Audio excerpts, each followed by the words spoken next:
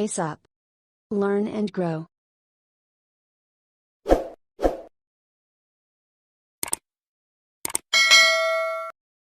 Hello friends, welcome to my channel pace up.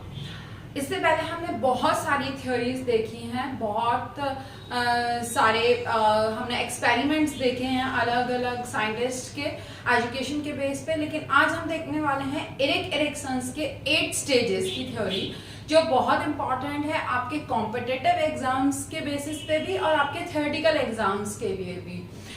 सबसे पहले हम देखते हैं कि एरिक एरिक्सन कौन थे। Erik Erikson was an American German psychologist. American थे और एक साइकोलॉजिस्ट थे जिनका बर्थ हुआ था 15 जून 1902 और डेथ हुई थी 12th में 1994। इनको फादर ऑफ साइकोलॉजिकल थ्योरी भी कहा जाता है। Erik Erikson, theory of psychological development, जो हम टॉपिक पढ़ रहे हैं। अब इनकी जो 8 स्टेजेस हैं, उनमें से 8 स्टेजेस में से कॉम्पिटिटिव एग्जाम में कहीं पे भी बीच से भी क्वेश्चन आ जाता है। तो मैं इस पूरे वीडियो में आपको पूरे स्टेजेस एक्सप्लेन करूंगी। वैसे तो फर्स्ट 5 स्टेजेस ही बहुत ज़्यादा इंपॉर्टेंट हैं और बाकी के स्टेजेस भी मैं आपको बता दूंगी और आपको ये भी बताने वाली हूँ कि आप उनको कैसे याद रखें। तो चलिए स्टार्ट करते हैं। हमारी फर्स्ट स्टेज, कितनी स्टेजेस दी हैं एरिक एरिक्सन ने? 8 स्टेजेस दी हैं।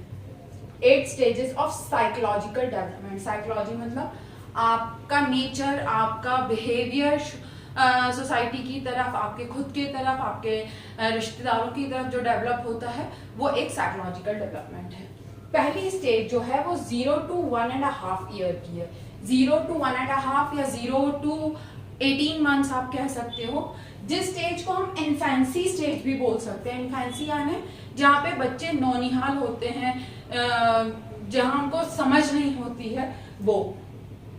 अब 2 साइकोलॉजिकल क्राइसिस हैं, एक ट्रस्ट वर्सेस मिसट्रस्ट, विश्वास बनाम अविश्वास। इस स्टेज में सबसे इंपॉर्टेंट है बच्चा कैसे विश्वास अपने माता पिता पे, भाई बहन पे, रिश्तेदारों पे क्रिएट करता है। जब आप जैसे उसे उछालते हो तो वो कैसे जल्दी से हंसते हंसते आपकी गोद में आ जाता है। तो इस तरीके से उसका विश्वास आपकी तरफ क्रिएट होता है और वो उससे क्या होता है, उसके अंदर होप जागती है, उम्मीद जागती है। तो इसमें टास्क क्या है, एक्टिविटी क्या है, मेन एक्टिविटी क्या होती है छोटे बच्चों के लिए? पेरेंट्स उनको ध्यान से उनका खाना पीना देख रहे हैं, उनको ध्यान से टाइम से सुला रहे हैं, तैयार कर रहे हैं। तो उससे क्या होती है, होप क्रिएट होती है उनके अंदर, उम्मीद जागती है पूरी जिंदगी भर के लिए। तो इस तरीके से पहली स्टेज है हमारी ट्रस्ट वर्सेस मिसट्रस्ट। अगर मान लीजिए उसे छोड़ दिया गया, परित्याग कर दिया गया, उसके ऊपर ध्यान नहीं दिया गया, तो पूरी जिंदगी भर के लिए उसके अंदर में एक अविश्वास आ जाएगा, वो किसी पर भी विश्वास नहीं कर पाएगा। तो ये हुई आपकी पहली स्टेज जो 0 to 1.5 ईयर है। अगली सेकेंड स्टेज है 18 महीने या 1.5 साल से लेके 3 साल तक की। उस स्टेज को हम क्या बोलते हैं? Early childhood. अर्ली चाइल्डहुड यहाँ पे जहाँ पे बच्चा धीरे धीरे चीजें खुद से करना शुरू करता है। तो ऑटोनॉमी वर्सेस शेम। ऑटोनॉमी मतलब स्वायत्ता बनाम शर्म। अब इस स्टेज में सबसे इंपॉर्टेंट एक्टिविटी क्या है? एक्टिविटी है आपकी टॉयलेट ट्रेनिंग। टॉयलेट ट्रेनिंग यानी उसको टॉयलेट यूज करना बताते हैं, कैसे वॉशरूम में जाना है, कैसे टॉयलेट यूज करना है। और पेरेंट्स कितने अच्छे से उसको वो चीज सिखाते हैं, उससे उसके अंदर सेल्फ कॉन्फिडेंस आता है। इससे क्या होती है, उसकी विल इम्प्रूव होती है, इच्छा शक्ति इम्प्रूव होती है।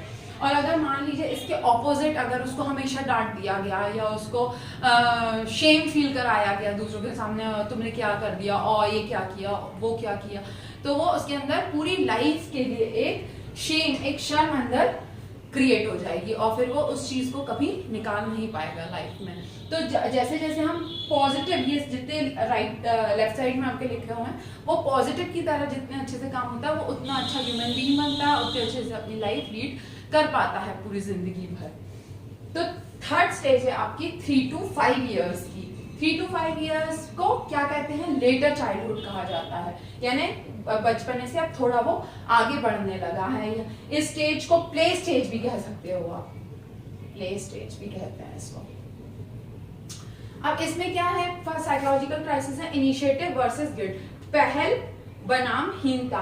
यहाँ पे वो अपने माता पिता से थोड़ी बहुत बात करना सीखेगा, अपने दोस्तों के साथ खेलेगा, उनसे बातें करना सीखेगा, उनसे कुछ चीजें सीख के आएगा, कई बार अच्छी भी और कई बार बुरी भी। तो ये इसमें क्या होता है, इसमें हमें क्या करवाना चाहिए, हमें उसे एक्सप्लोर करने देना चाहिए, हर चीज में टोकना नहीं चाहिए, ये मत करो वो मत करो, ऐसा नहीं देखो ऐसा मत करो। एक्सप्लोर, चीजें देखता है वो, मान लो आपने एक खिलौना भी दिया तो हो सकता है वो तोड़ दे या उसे खोल के देखना चाहे कि उसके अंदर क्या है, वो ऐसा क्यों चल रहा है या वो ऐसे क्यों हो रहा है। तो ये एक पार्ट हो गया एक्सप्लोर करने का। एक्सप्लोर को किसी भी चीज को कर सकता है। आपने मान लीजिए एक गमला रख दिया, फ्लावर पॉट रख दिया, उसने पूरे पत्तियां तोड़ के देख ली कि बाद में उसको चिपका सकते हैं या नहीं, तो वो एक तरीके से वो वर्ल्ड को एक्सप्लोर कर रहा है। तो इसमें क्या होता है, पर्पस जागेगा उसके लाइफ जीने का कि मुझे कैसे लाइफ जीना है, उससे वो अपने खुद से सीखना चालू करेगा, पहल करेगा।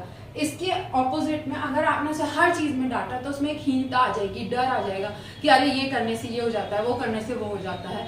तो ये नहीं करना है, उसको हमेशा इनिशिएटिव करने देना चाहिए और उसको हमेशा एक्सप्लोर करने देना चाहिए। नेक्स्ट स्टेज है, बहुत इंपॉर्टेंट है, 5 to 12 ईयर्स। इसको एडोलेसेंस के पहले वाली स्टेज कहते हैं, जिसको हम बोलते हैं स्कूल एज, जहां पे वो स्कूल में अच्छे से जाना शुरू कर देता है। Industry versus inferiority. इंडस्ट्री मतलब मेहनत बनाम हीनता। मेहनत करेगा वहां, इसमें मेन एक्टिविटी क्या होगी, स्कूल वर्क होगा, स्पोर्ट्स होगा, वो स्कूल की एक्टिविटीज में पार्ट लेना शुरू करेगा, उसमें स्पोर्ट्स में पार्ट लेना शुरू करेगा। इसमें बहुत इंपॉर्टेंट है कि रीइंफोर्समेंट उसका बहुत अच्छे से हो। अगर उसको प्रॉपर रीइंफोर्समेंट किया गया तो उसके अंदर एक कॉन्फिडेंस जागेगा कि कुछ करने की इच्छा जागेगी। और अगर मान लीजिए उसको रीइंफोर्स नहीं किया गया तो उसके अंदर एक इंफीरियरिटी आ जाएगी, हीनता आ जाएगी, वो हर चीज करने से डरेगा। मान लीजिए वो स्पोर्ट्स में कोई मेडल लेके आ गया या स्कूल में कोई होमवर्क दिया गया, कोई एक्टिविटी दी गई और वो बहुत अच्छे से किया तो उसको प्रॉपर रीइंफोर्स किया गया तो उसके अंदर आगे करने की भी और इच्छा जागेगी। तो इस तरीके से 5 to 12 years industrials versus inferiority की स्टेज है। नेक्स्ट है आपकी 12 to 18 ईयर्स, जो कि है एडोलेसेंस एज। बहुत क्रिटिकल एज है, बहुत इंपॉर्टेंट एज है। इसके पूरे वीडियोस मैंने बना के रखे हुए हैं एडोलेसेंस एज के, वो जरूर देखिए कि क्या है, कैसे बच्चा ग्रो अप करता है। इस स्टेज में होती है आइडेंटिटी वर्सेस रोल कंफ्यूजन, बहुत इंपॉर्टेंट है। वो खुद की पहचान ढूंढता है कि मैं क्या हूँ, मेरा क्या इंपॉर्टेंस है, मैं लाइफ में क्या करना चाहता हूँ, मुझे क्या करना चाहिए, क्या नहीं करना चाहिए। अगर वो बहुत अच्छे से आइडेंटिटी खुद को पहचान जाता है कि मैं क्या हूँ, किस फैमिली को बिलोंग करता हूँ, मुझे क्या करना है लाइफ में, तो वो बहुत अच्छे सोशल रिलेशनशिप्स बनाता है। टास्क यहाँ एक्टिविटी क्या होगी, उसकी सोशल रिलेशनशिप, दोस्त अच्छे होंगे, फ्रेंड्स अच्छे होंगे, पेरेंट्स के साथ अच्छा रिलेशन होगा, रिलेटिव से भी वो अच्छे से बिहेव करेगा, एक फिडिलिटी जागेगी, पूरी लाइफ के लिए निष्ठा जागेगी। लेकिन इसके ऑपोजिट में अगर वो रोल कंफ्यूज्ड हो गया कि भाई मैं कौन हूँ, क्या करना चाहता हूँ, यहाँ पे आइडेंटिटी क्राइसिस एक बहुत बड़ा रीजन रहता है। अगर वो नहीं समझ पाया कि उसका जिंदगी में क्या रोल है, उसे क्या करना है, तो वो पूरी लाइफ परेशान रहेगा, वो कभी डिसाइड नहीं कर पाएगा, हर टाइम उसके हर किसी से झगड़े होते रहेंगे और उसको एडजस्टमेंट की प्रॉब्लम होगी सोसाइटी में। तो ये है आपकी बहुत इंपॉर्टेंट और बहुत critical age, that is adolescence age. उसके नेक्स्ट आती है एडल्टहुड, जिसको हम कह सकते हैं 18 से 40 वर्ष 18 to 40 ईयर्स। इसमें क्या होता है, इंटीमेसी वर्सेस आइसोलेशन। इंटीमेसी यानी आत्मीयता बनाम एकांत।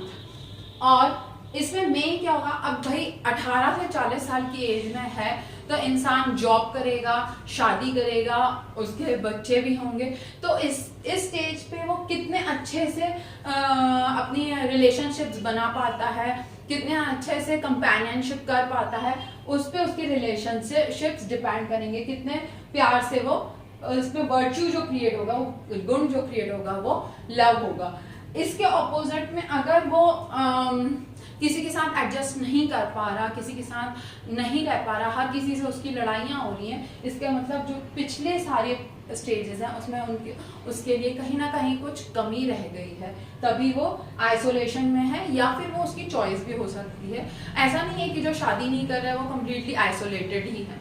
उनके पेरेंट्स के साथ अच्छे रिलेशन होते हैं, फ्रेंड्स के साथ अच्छे, लेकिन कई ऐसे होते हैं कि उनके किसी के साथ भी नहीं होते हैं, तो वो एक आइसोलेटेड स्टेज में पहुंच जाते हैं। नेक्स्ट है हमारी 40 to 65 ईयर्स। इस आखिरी के 3 में से क्वेश्चंस ऐसे कम पूछे जाते हैं, बट स्टिल एक्सप्लेन करना जरूरी है। जनरेटिविटी वर्सेस स्टैग्नेशन, उदारता बनाम स्थिरता। अब ये एक ऐसी स्टेज आ गई है जहाँ किसी भी व्यक्ति के पास एक अच्छी जॉब होगी, वो पेरेंट्स भी बन चुके होंगे, एक घर पे उसके अंदर उदारता आएगी, और पेरेंटहुड में इसमें रहेगा कि आप अपने बच्चों को कैसे ग्रो अप कर रहे हैं, आपका वर्क कैसा चल रहा है, आप अपने वर्क में कितना अच्छा कर रहे हैं। मेन जो इसमें है वो आप केयर करेंगे हर एक चीज की, हर एक व्यक्ति की, हर एक चीजों की, हर एक इंसान की। इसके ऑपोजिट अगर आपका ये सब चीज प्रॉपर नहीं हो पा रही है, कि आपका काम अच्छा नहीं चल रहा, आपकी फैमिली लाइफ अच्छी नहीं चल रही है, आप पेरेंट हुड प्रॉपर नहीं, या पेरेंट्स अच्छे से नहीं बन पा रहे, तो एक स्टैग्नेशन आ जाएगा, एक स्थिरता आ जाएगी, आप एक रुका हुआ फील करेंगे। और जो लास्ट स्टेज है 65 प्लस की, उसमें ईगो इंटीग्रिटी वर्सेस डिस्पेयर है। ईगो इंटीग्रिटी मतलब अहंकार बनाम निराशा। इस स्टेज में कोई भी व्यक्ति reflection of life on life करता है ना, उसने पूरी अपनी जिंदगी में 65 साल की जिंदगी में क्या किया हुआ है, वो उस पे अपनी लाइफ डालता है, उसके बारे में सोचता है कि मैंने कितने अच्छे से क्या किया, या क्या मेरे से छूट गया, या क्या बुरा हुआ।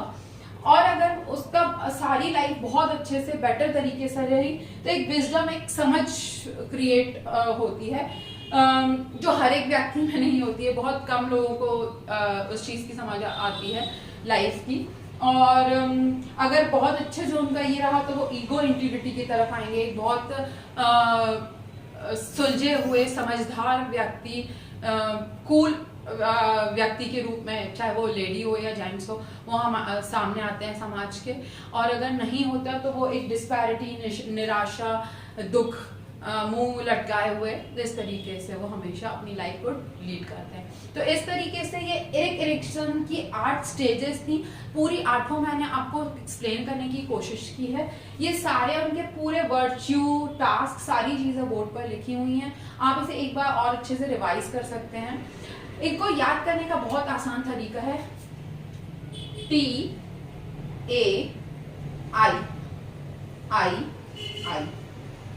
टाई हो गया, ये टाई क्यूब, टाई यानी टाई का क्यूब यानी 3 बार टाई, आई 3 बार, फिर IGE, ईगो का। या तो आप ऐसे याद कर लो, या फिर मैंने एक ये भी किया था, ट्रक, ऑटो, इन, इंडस्ट्री। लेकिन आप ट्रक, ऑटो, इन, इंडस्ट्री में सिर्फ 4 ही तक याद कर पाओगे, फिर एक आई आपको और अपना याद रखना पड़ेगा। स्टेज तो ऐसे 5 तक ही बहुत इंपॉर्टेंट है, बाकी लास्ट की IGE आपको बहुत अच्छे से ध्यान रखना पड़ेगी। तो इस तरीके से हमारा टॉपिक कंप्लीट होता है एरिक एरिक्सन का थ्योरी ऑफ साइकोलॉजिकल डेवलपमेंट का। स्टिल आपको लगता है कि कोई आपको डाउट्स हैं, क्वेश्चंस हैं, तो आप मुझे कमेंट सेक्शन में कमेंट कर सकते हैं, या मुझे मेल कर सकते हैं butkuchshweta@gmail.com पर। नेक्स्ट वीडियो तक के लिए thank you and bye bye.